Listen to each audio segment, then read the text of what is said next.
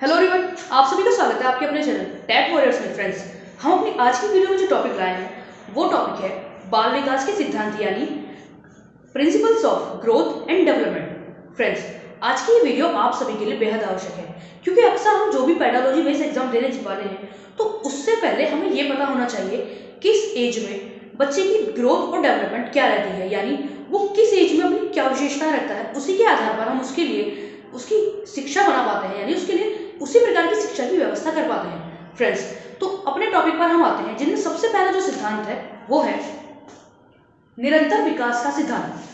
Friends, इसका तात्पर्य जैसे बालक जन्म लेता है तो जन्म लेने के बाद उसकी जो विकास की दर है वो कभी भी रुकती नहीं है, वो निरंतर होती रहती है। यानी ये तो आवश्यक है कि फ्रेंड्स वो किसी अवस्था में ज़्यादा तो किसी अवस्था में कम होगी, लेकिन उसकी जो ग्रोथ है वो होती रहती है, उसका डेवलपमेंट होता रहता है। किसी आयु में उसकी मेंटल ग्रोथ ज़्यादा होती है तो किसी में उसकी फिजिकल ग्रोथ ज़्यादा होती है, लेकिन रुकती कभी नहीं है। इसके बाद जो अगला सिद्धांत आता है फ्रेंड्स हमारा समान प्रतिमान का सिद्धांत, यानी समान प्रतिमान यानी यूनिफॉर्म पैटर्न। फ्रेंड्स, ये बात आप सभी के लिए बेहद जानना आवश्यक है कि बालक चाहे विश्व के किसी भी कोने में हो, चाहे वो भारत में हो, अमेरिका में हो या दुनिया के किसी भी कोने में हो, उसकी जो वृद्धि दर है, जो उसके विकास की दर है वो कभी भी परिवर्तित नहीं होगी। वो हर बच्चा एक ही तरह से विकसित होगा। सबसे पहले वो बालक शैशवावस्था, बाल्यावस्था, फिर उसके बाद किशोरावस्था में पहुंचेगा।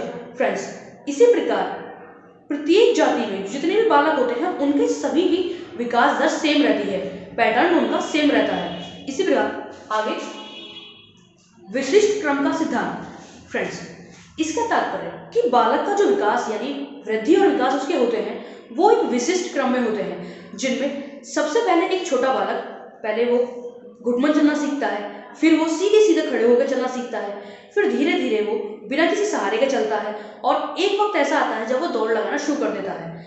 इसी प्रकार फ्रेंड्स, जो बालक की एक नेचर होती है, जैसे अब फ्रेंड्स बालक बोलना शुरू करता है तो सबसे पहले वो ऐसे ही बिना बात की आवाज़ें निकालता है, उसके बाद वो धीरे धीरे एक दो शब्दों को बोलना शुरू करता है, फिर वो पूरा एक शब्द बोलना शुरू करता है और उसके बाद एक वाक्य बोलना शुरू कर देता है। इसी प्रकार फ्रेंड्स एक विशिष्ट क्रम में बालक का विकास होता है। इसके बाद फ्रेंड्स जो सिद्धांत आता है हमारा वो है विकास की विभिन्न गति का सिद्धांत। यानी फ्रेंड्स ये तो आप सभी जानते हो कि शैशवावस्था में बालक की जो गति होती है यानी विकास की जो गति होती है वो सर्वाधिक होती है। उस वक्त आप उस बच्चे को चाहे जो भी सिखा दें, चाहे उसे खेलना सिखाएं, पढ़ना सिखाएं या जो भी आप उसे सिखाना चाहें, वो सबसे जल्दी सीखता है और उसकी फिजिकल ग्रोथ भी सबसे ज़्यादा होती है। इसीलिए फ्रेंड्स जो विकास की गति है वो किसी भी आयु में सेम नहीं रहती, किसी अवस्था में वो तेज होती है तो किसी अवस्था में वो धीमी होती है। इसके बाद सहसंबंध का सिद्धांत। फ्रेंड्स, सहसंबंध का सिद्धांत इससे तात्पर्य ये है कि एक बालक में मान लीजिए कोई एक गुण अधिक है तो उसके साथ ये अधिकांश देखा गया है उसमें दूसरा गुण भी अधिकता पाया जाता है। यानी फ्रेंड्स मान लीजिए एक बालक क्लास में बहुत इंटेलिजेंट है तो ये अक्सर देखा गया है कि जैसे उसमें बुद्धि तेज है तो उसकी हाइट, उसकी हेल्थ, वो दोनों भी बाकी सामान्य बच्चों की अपेक्षा अधिक अच्छी मिलती है। इसके बाद एकीकरण का सिद्धांत।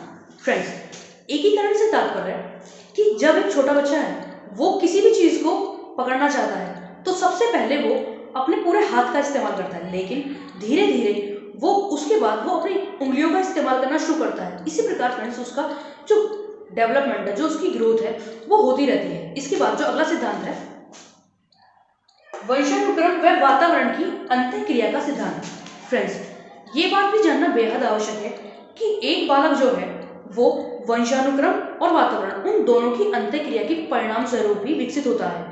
फ्रेंड्स, जैसे वंशानुक्रम के द्वारा बच्चे को गुण मिले होंगे वो उन्हीं गुणों को भविष्य में अपने आगे वाले टाइम में प्रयोग में लाता है और साथ ही फ्रेंड्स जैसे वातावरण में बच्चा रहा है उस पर वैसे ही गुणों का प्रभाव पड़ता है। तो फ्रेंड्स कहीं ना कहीं ये कह सकते हैं कि जो बच्चे का विकास है वो वंशानुक्रम और वातावरण दोनों पर ही पूरी तरह से निर्भर करता है। इसके बाद अवांछित व्यवहार से स्वतः दूर होने का सिद्धांत। फ्रेंड्स, इसका तात्पर्य यह है कि एक अवस्था में मान लीजिए कोई छोटा बच्चा है वो अपनी बात को मनवाने के लिए जिद करता है, कभी कभी वो इतना ज़्यादा जिद करने लगता है कि जमीन पर ही लेट जाता है। लेकिन फ्रेंड्स उसके लिए जब हम देखते हैं कि आने वाले टाइम में उस बच्चे की वो आदत उम्र के साथ साथ चली जाती है। तो इसे ही फ्रेंड्स अवांछित व्यवहार से दूर होने का सिद्धांत के तौर पर हम जानते हैं। इसके बाद फ्रेंड्स जो अगला सिद्धांत है हमारा व्यक्तिगत विभिन्नताओं का सिद्धांत। फ्रेंड्स ये बात भी बेहद आवश्यक है कि हर बच्चे में अपनी अलग विशेषता होती है। अगर फ्रेंड्स कोई जुड़वा भाई बहन या जुड़वा भाई है, उनमें भी अपनी जो विशेषता है वो दोनों में अलग अलग होंगी। यदि एक बच्चे की रुचि खेल में है तो ज़रूरी नहीं है कि दूसरा बच्चा भी खेलना ही पसंद करता हो।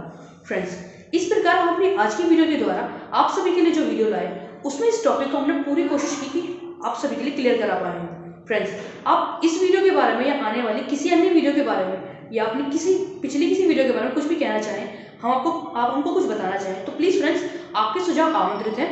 फ्रेंड्स मिलते हैं ऐसी ही एक अगली वीडियो के साथ। तब तक अपना ध्यान रखें, अपने अपनों का ध्यान रखें और पूरा मन लगाकर सेफ रहकर अपने एग्जाम्स की तैयारी करते रहें। धन्यवाद।